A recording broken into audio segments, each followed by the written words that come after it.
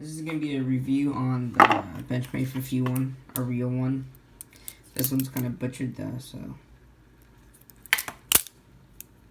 Here you go, here's your 51. You know it's a real Benchmade because unlike these clones. But this knife is a good knife, despite what people say.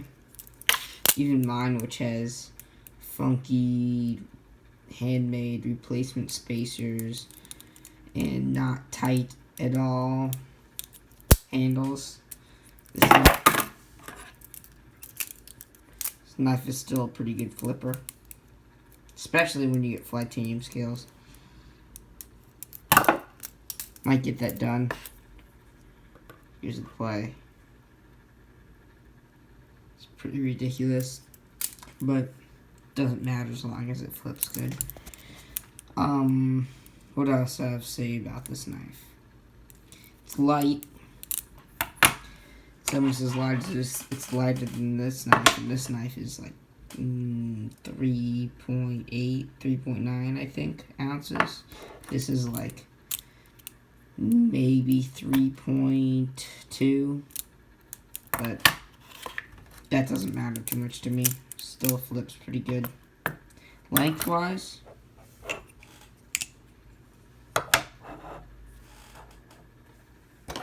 compared to like the Basilisk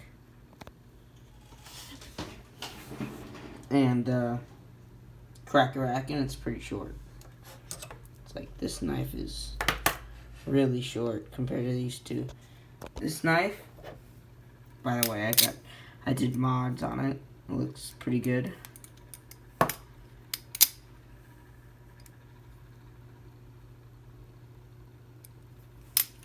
But this, compared to like Basilisk and compared to a Cracker-Akin, it's like really short and really light.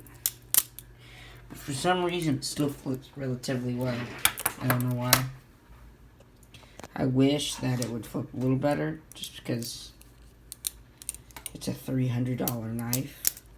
By the way, I do not recommend buying one of these brand new, even though they're probably going to go out of production soon. Because, you know, Benchmade loves bally songs. It's the company they're founded on, and they still hate them. But I don't recommend buying one of these brand new just because they're not a $300 knife. This, like the real one of this is a $300 knife, a real one. But this is not a $300 knife. A G10 knife with titanium liners that are thinner than they're so thin, like potato chip thin. They're like ridiculously thin. It's ridiculous. But it's not a $300 knife. I bought this knife for $90 because all the shit done to it. Like the blade getting the black coating took off, and the funky spacers that this guy made. I got it for $90. Now this is a great steal for $90. It is an awesome knife for $90. But does need work. Like, if you really want it to be its best,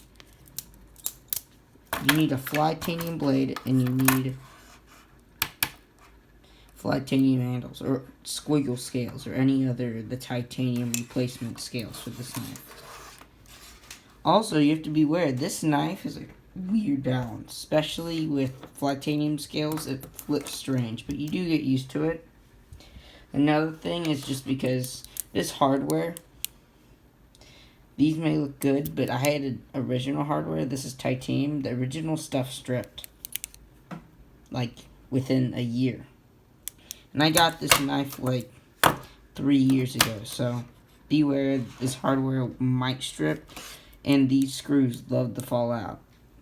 Just because if you look, I have no screws on these, on the Zen pins, because they all fell out, because they don't Loctite them. Also, remove the latch on this thing. If you keep a latch on this knife, like, really, don't. It's horrible. this knife sucks horribly bad with the latch.